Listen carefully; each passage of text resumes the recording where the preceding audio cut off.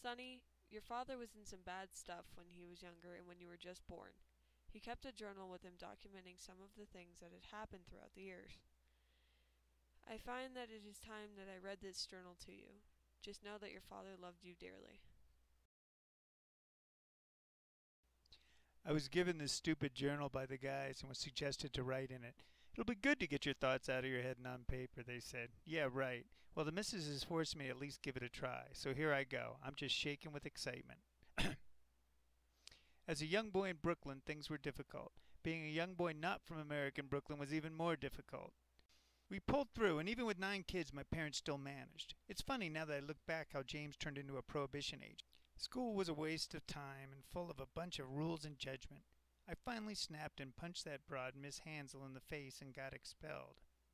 Deciding there was nothing else to do, I went to help out the family and work at a candy store and bowling alley because I couldn't do much more with only being 14.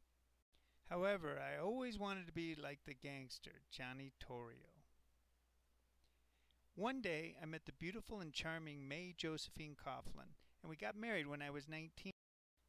I decided that New York was a dead end, so I ventured out to Chicago while the new Mrs. Capone stayed behind with our new son, Albert Francis Sonny Capone. I was recruited by my hero, Johnny Torrio, to be in his gang. I opened up speakeasies and was seen as a celebrity.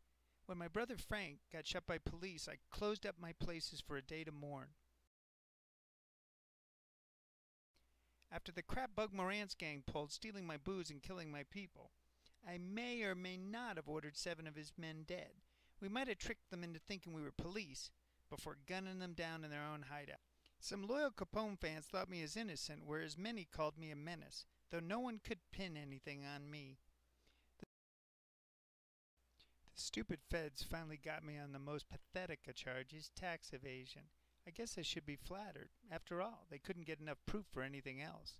But I'm sentenced to 11 years. Yeesh.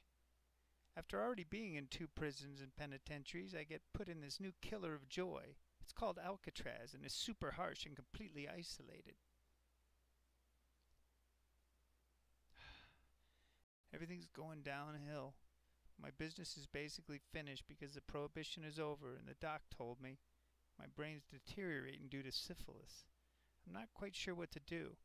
Things don't look too great, though I may need to write my will in here. Hopefully I'll make it, and will be able to continue my career and leave a great legacy for all those dreamers out there. I love you, May. Please don't ever forget that.